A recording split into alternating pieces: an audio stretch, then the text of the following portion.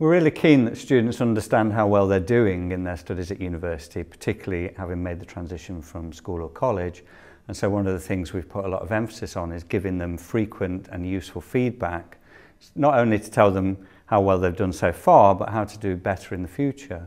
So for example, in the human geography programme, we set them a piece of work in their very first term here every 2 weeks, and then we give it back to them quite quickly and advise them on it and help them to improve for next time.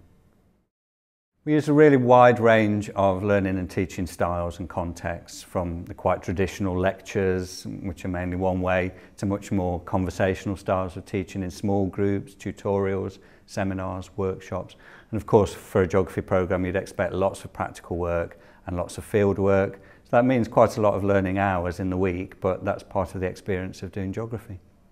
I've encountered a wide range of teaching techniques so far, the main being lectures and seminars. Lectures obviously looking at the geographical issues, and the seminars looking at them on a more personal level, usually with a PhD student in a more classroom environment. We also have tutorials once a week, which allows us to discuss any geographical issues or concepts maybe relating to our essays that really interest us. And finally, we've looked at lab practicals, which we have 1 2-hour session a week, which looks at how geography, using maybe computer modelling and mapping techniques, can actually be used in the real world. My favourite form of teaching is the group seminar. You have your lecture and you find out the main concepts for that week in that particular module, and you go away, you might do a little bit of further study in your own time, and then you kind of come into more of a classroom-based situation with a group of your fellow students and the lecturer. And that kind of is the basis for discussion about whatever that you learned about in that particular lecture that week.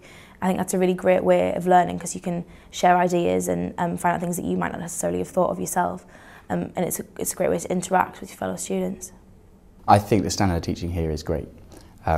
You've got lecturers from all around the world who are experts in their field, and it's really nice to know they've got that kind of background of information and that knowledge that is used worldwide. And the relationship, I think, is really good as well. The open door policy here, I think, is really good and very important. If you've got a question on a project and you're getting really worried, you know you can go and knock on their door, and 9 times out of 10 they're there to help you answer the question. So it's really good. I really like the way the system works, the lectures and things. Everyone, you can tell the lecturers are they're experts in their field, they're really passionate about what they do, and that really comes across. I think that makes a difference when you're studying a certain subject. You want to know that you're getting taught by someone with that kind of same passion that you have. If you don't pick up something in a lecture and you're sort of unsure about things, all the lecturers are really friendly and really willing to help, so you know that afterwards you can just drop them an email, pop in and see them, and they can help you out with anything that you don't understand, which is really great.